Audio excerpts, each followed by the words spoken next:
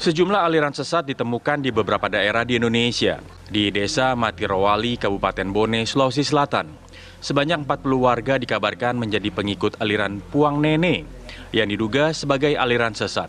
Aliran yang diduga dibawa seorang warga asal Kabupaten Sopeng yang disebut sebagai nabi sejak tahun 2020 itu mengajarkan pengikutnya untuk tidak menjalankan sholat 5 waktu dan sholat Jumat.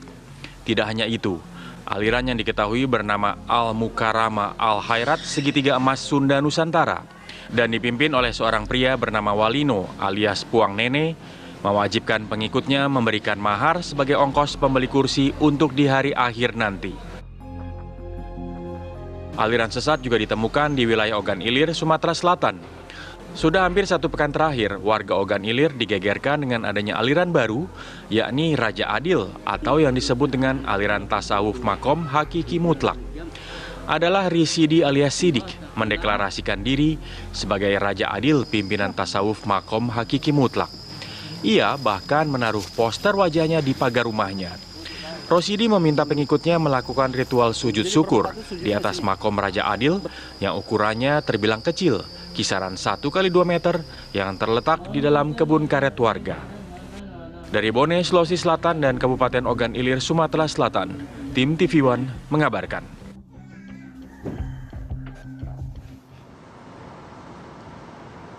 Ya, kami akan ajak Anda untuk membahas mengenai dugaan aliran sesat ini. Oke, ada 2 narasumber yang akan kami hadirkan. Yang pertama ada Ibtu Alimin, ini adalah Kapolsek Muara Kuang, dan juga ada Kiai Khalil Nafis, Ketua MUI bidang ukhuwah dan juga dakwah. Selamat pagi Pak Kiai dan juga Pak Alimin. Assalamualaikum warahmatullahi wabarakatuh. Selamat pagi. Waalaikumsalam warahmatullahi wabarakatuh. Selamat pagi. Assalamualaikum Mbak Gina. Baik, saya langsung pertama ke Pak Alimin terlebih dahulu ya. Pak Alimin, sampai sejauh ini laporan yang diterima oleh pihak kepolisian dan kemudian juga proses ya untuk klarifikasi atas dugaan aliran sesat si Ratu Adil ini seperti apa?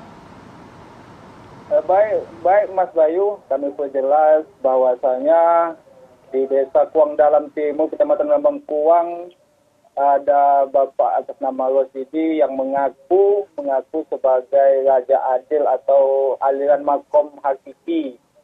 Nah, bermula dia menjelaskan ajaran ini dari ayahnya yang bernama Ahmad Farwazi pada tahun 1982 telah mendapat petunjuk dari Allah SWT agar umat di bumi ini bersujud di tempat yang disebut Pak Rosidi yang dinamakan makom yang berjumlah 4 buah di tempat ritual bersujud di kebun karet milik Bapak Rosidi tersebut. Itu Mas.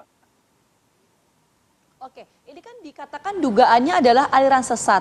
Ya, selain tadi aktivitas yang disebutkan oleh Pak Kapolsek, ada aktivitas lainkah yang dilakukan oleh yang bersangkutan yang kemudian ini mengarah pada kesimpulan bahwa ini aliran sesat? Menurut Pak Rosidi waktu diadakan tabayun oleh tim MUI Kabupaten OI pada bulan September 2022 tahun yang lalu, bahwasanya Pak Rosidi ini mengaku sebagai Raja Adil.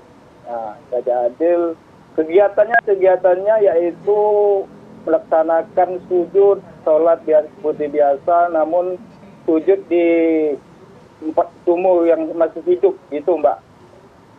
Itu. Oke, jadi itu yang kemudian membuat pihak kepolisian menyimpulkan bahwa ini adalah adanya dugaan aliran sesat, kurang lebih begitu ya Pak ya? Maaf Mbak Gina, bukan pihak kepolisian yang menyatakan ini aliran sesat, namun menurut pandangan MUI Ogan Ilir waktu melaksanakan tabayun kemarin, waktu itu tahun yang lalu, bahwa itu masih pandangan.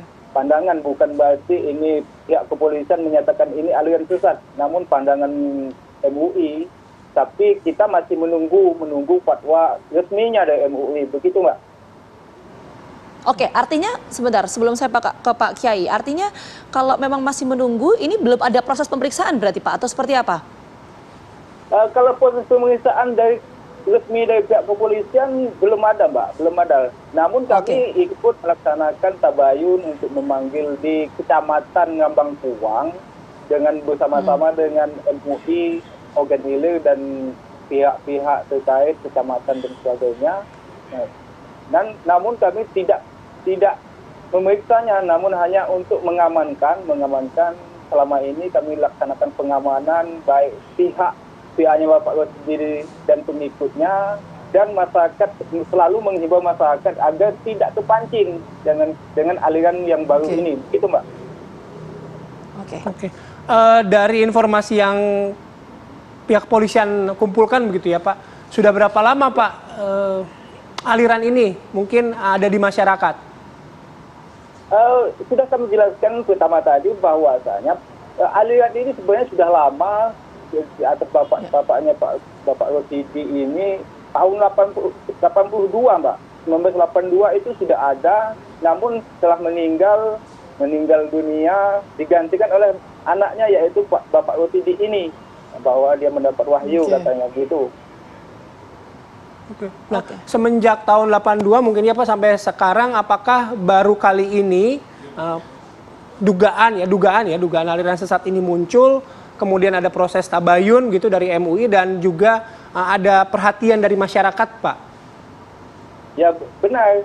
Jadi setelah tahun-tahun 2022 tahun kemarin, bahwasanya masyarakat sudah mulai resah bahwasanya ada aliran tersebut. Makanya dapat informasi, kami koordinasikan dengan Kecamatan Ngambang Puang dan MUI, maka dilaksanakan tabayun gitu, Mbak.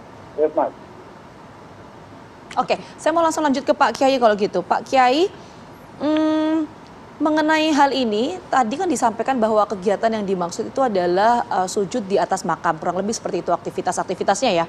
Nah, sudah koordinasi kah atau sudah berkomunikasi kah MUI pusat dengan daerah berkaitan dengan adanya aktivitas ini di wilayah Goa? Ya, Pak Kiai? Di dalam ketentuan kita di Majelis Ulama Indonesia yang sifatnya itu lokal, maka dilakukan oleh MUI setempat. Umpamanya pada tingkat kabupaten kota, itu di kabupaten kota. Kalau di tingkat provinsi itu tingkat provinsi. Sepanjang ini memang ini belum dikomunikasikan ke kami, mungkin karena ini cukup dilakukan oleh kabupaten kota komunikasi dengan pihak provinsi.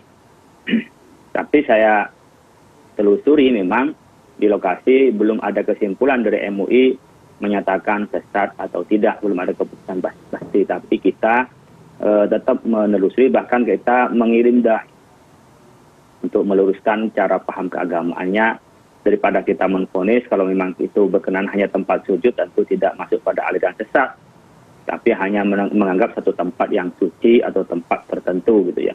Kita alihkan bahwa tempat yang baik bagi orang sholat dan sujud itu adalah di masjid, bukan di hutan gitu. Oke. Berarti belum pada kesimpulan bahwa ini aliran sesat ya Pak Kiai ya? Itu poinnya ya Pak ya? Yang masih harus didalami belum juga. sampai sekarang. Tapi kita sambil mendalami, kami juga sambil mengirimkan dai untuk mengajak mereka. Jadi pendekatannya bukan pendekatan fatwa untuk menyatakan sesat atau tidak, tapi pendekatannya pendekatan dakwah agar mereka diajak pada cara agama yang benar dengan guru yang baik, tentu menuntun kepada jalan Islam yang diajarkan oleh Rasulullah SAW. Oke. Baik, nanti kita lanjut lagi dengan Pak Kiai dan juga Pak Alimin ya. Tapi kami harus jeda terlebih dahulu. Apa kabar Indonesia Pagi akan kembali sesaat lagi.